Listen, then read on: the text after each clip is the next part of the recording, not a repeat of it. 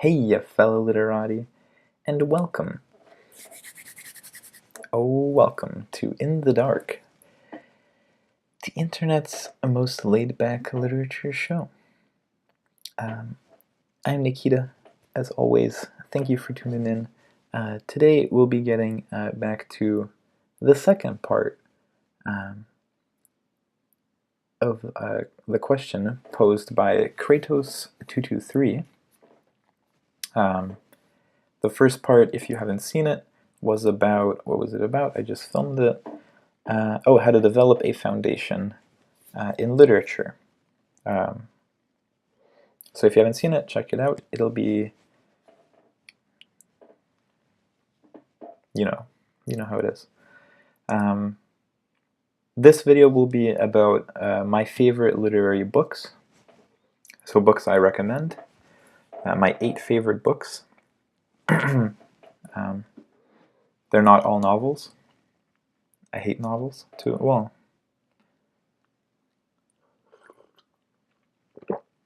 I don't hate them, but there's some novels on here. Don't worry. Don't worry. I got you. But yeah, so the part of your question that this is addressing is some works that I find fundamental and worth appreciating based on my experience and background as an enthusiast. So I know later on you say you'd like most basic to the most esoteric, or like more esoteric. Unfortunately, these are all pretty popular, so I'm not very hip in that sense. Like my top list is kind of very conservative. But these are all very famous and acclaimed writers. Some of their most famous work, but these are just the ones that I really enjoy. So let's just get into it. This is part 2 of the 4-part answer to this question. And if you're watching after the other parts are up, the part 3 and 4 will be up there, and also probably in the description. So you can check those out after. But yes, without further ado, my 8 favorite literary books, and I'm not going to dwell on them or explain too much, although maybe I will.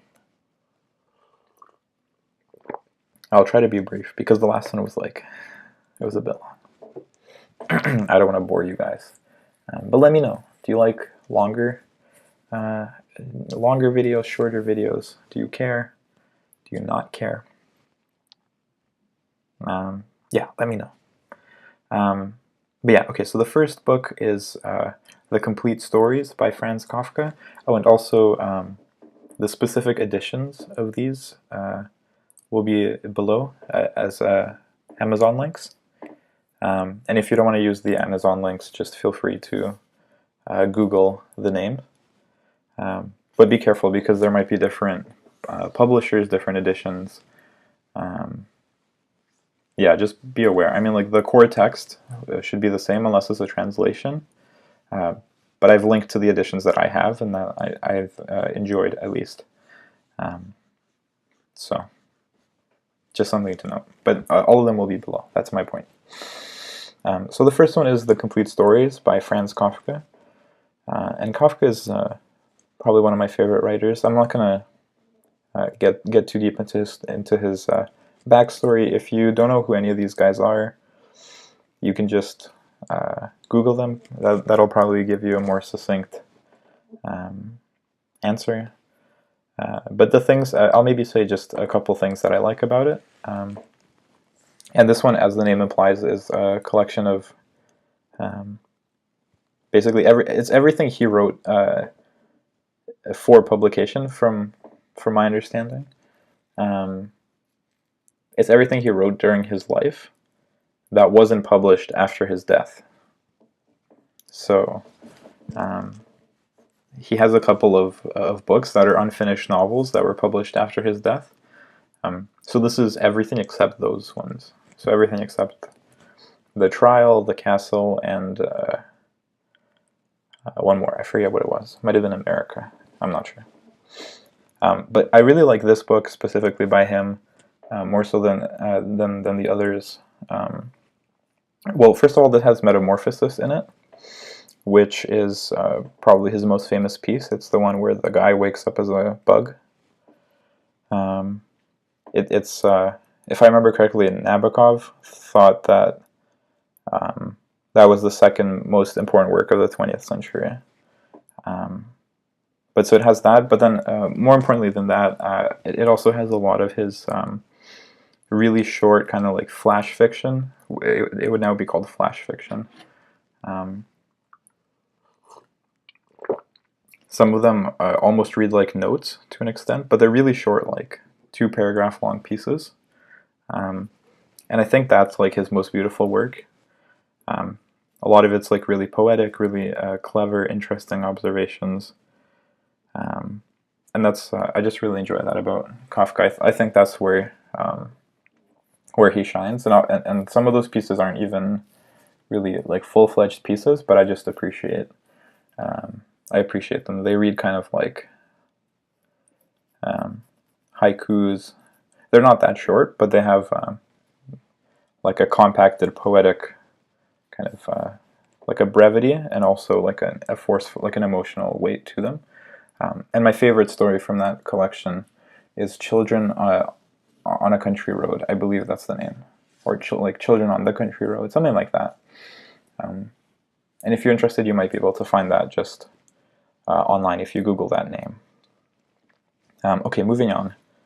The second one is Collected Fictions by Jorge Luis Borges, I believe is how his name is pronounced.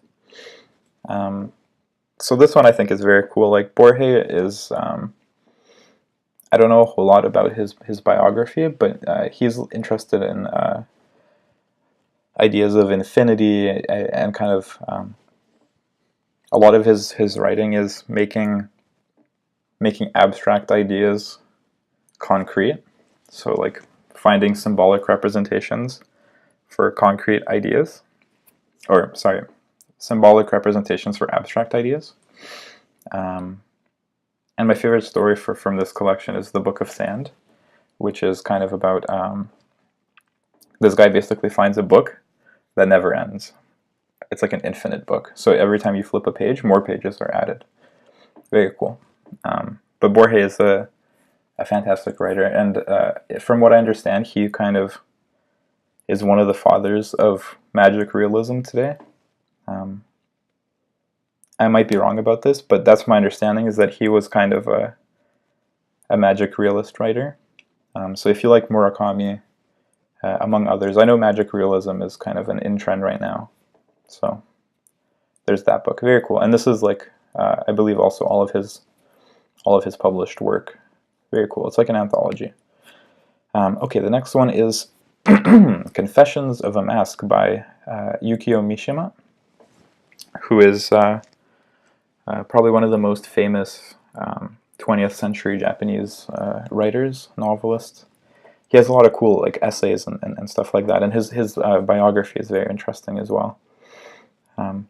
There's if you Google, or if you search his name on YouTube, there's like a really long documentary about his life. That's just fantastic. I'll try to link it in the description if I can find it again. But yeah, Confessions of a Mask is a novel. It's semi-autobiographical. It's about this person kind of growing up, not realizing that he's gay, and just kind of him trying to figure himself out and figure out Japanese society. It's set, I believe, like around the time of World War II. It spans quite a while, so I forget exactly which years the action is taking place, but it's like before and after World War II, like that period. But it's a very beautiful book. I think Mishima, even in translation, and I forget the name of the translator of this edition.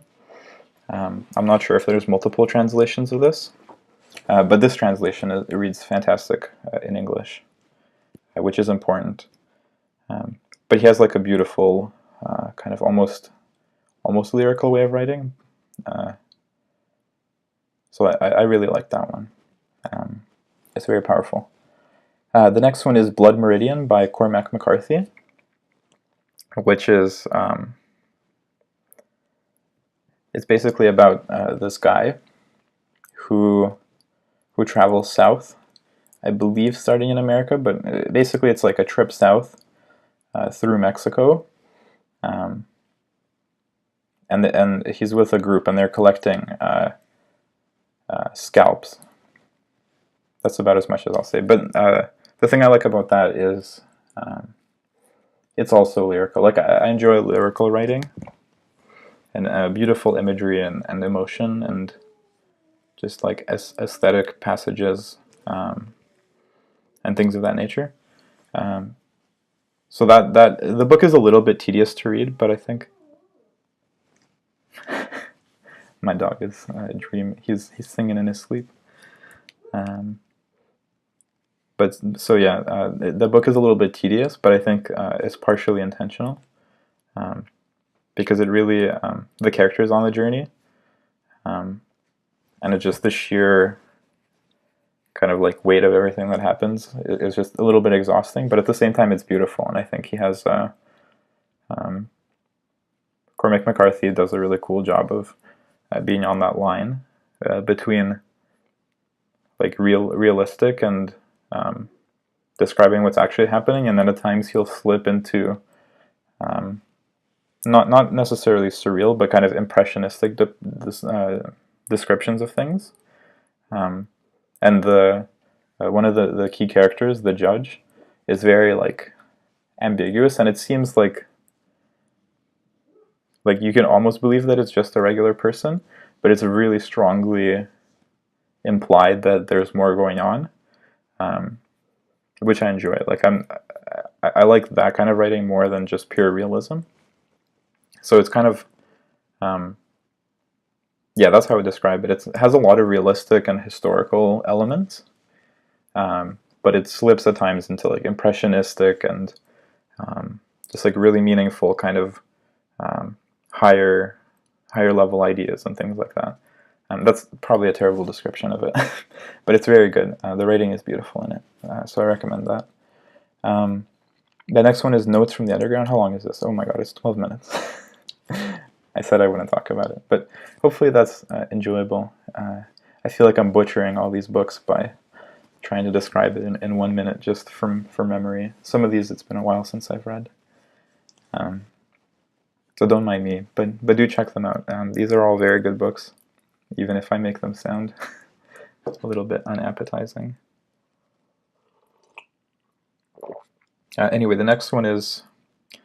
Oh, and yeah, so like Cormac McCarthy, I believe he won the Pulitzer Prize? I'm not sure. Anyway, he's one of the most highly acclaimed American writers of of the second half of the 20th century, for sure. Maybe of the 20th century. Although, you know, again, it's debatable. But he's really good. Notes from the Underground by Fyodor Dostoevsky. Fyodor. I don't know why. I don't know why I did that. But Notes from the Underground is basically about this guy that's... he's kind of like a NEET, if you're familiar with that term. And he's just bitter about everything. But that's like a fantastic book on a lot of levels. What did I want to say about it? Having a mind fart. Basically, like, you explore this one character of this guy that's just really negative, and he's really petty, and it's one of the funniest books I've read at the time that I read it, and probably still today. It's very funny, and it's also kind of sad. But so you get like a really masterfully done character, and the character is the narrator, so you get into his head very well, and that's something Dostoevsky is really good at doing. Dostoevsky, of course, being probably one of the most famous Russian writers. So you have that going on, you have that character and the psychology of that character and so on. But it also works on a deeper level as kind of like a critique of Enlightenment era thought. Just throwing that out there, because it's basically the Enlightenment was one of the key components of it was logic and so on, and like assuming that everybody, so people are logical agents, like and therefore you can do all these things. But Dostoevsky, at least this is my understanding of one of the readings of it, he didn't quite agree with that. So Notes from the Underground, to a large extent, is like the narrator of it is not only like an unreliable narrator, but he's like the most illogical and the most illogical and annoying and stupid person possible. And that's how the book starts. Is like, this is fictional, but there's people like this that aren't logical and that don't do things that make sense, or they'll do things that don't make sense logically. So it's very interesting, and it's just like a fun read, and it's surprisingly relatable. Oops, I'm sorry, guys. It's a little bit timeless, in a sense, but it's also very funny. Cool book. Anyway, moving on. The next one is To the Lighthouse by Virginia Woolf. This one's a pretty straightforward book. I know some people were like, oh, it's boring, or the language in it. I don't know. I think she's a very talented writer. This book isn't super complicated. It's very kind of it's low key. I think it's approachable in the sense that it's not trying to be super clever. It's just, you get the plot, you get the beautiful characters, you have some themes going on, and then just really beautiful imagery and prose. Her biography is interesting too, but this is a book I would describe as impressionistic as well. Very cool. Very enjoyable. The next one is Invisible Cities by Italo Calvino. This one, how do I explain it? So Calvino is an Italian writer, a postmodern Italian writer. Definitely by far my favorite postmodernist, although I haven't read a whole lot of them. But just like his work is pretty experimental, at least his books. Invisible Cities and then If on a Winter Night's a Traveler, those are the two most famous ones, I believe. But he's really interested in like form and like metafiction, and just like experimental structures. So this is, it's not really a novel, it's kind of like, it's not really a collection of aphorisms either. I'm not sure how you would describe it. But basically what it is, it's like it has one overarching narrative of Marco Polo, who's like a famous explorer from the past. I'm not sure exactly how long ago, but like a long time ago. And he's with Kublai Khan. So like Kublai Khan, who was one of the descendants of Genghis Khan, I believe. He kind of like hired Marco Polo, or like asked him to explore his kingdom and like bring back stories of the far reaches of his kingdom, because he was basically ruling like a giant empire, and he couldn't like visit, and that was obviously like before the internet. So Marco Polo goes to all these cities and then comes back to Kublai Khan and is telling him stories of all these cities, and they're very like trippy. So each city is characterized by one like specific trait, and then you get like a couple of pages describing the city in terms of that trait. That's about as much as I'll say, but it has a very cool, just the experience of reading. I don't want to spoil it, but it's beautifully written, very clever, cool form. Very cool book. Very cool book. And then the last one is kind of like an anthology, I guess. It's called The Art of Haiku, Its History Through Poems and Paintings by Japanese Masters, by Stephen Addis. And this is basically just like a collection. It's sort of, it's not quite an anthology, I think. It's more like a guided history of haiku with a lot of examples, and really high quality examples. So you get, it'll walk you through basically like from the very start, like pre-haiku Japanese literature.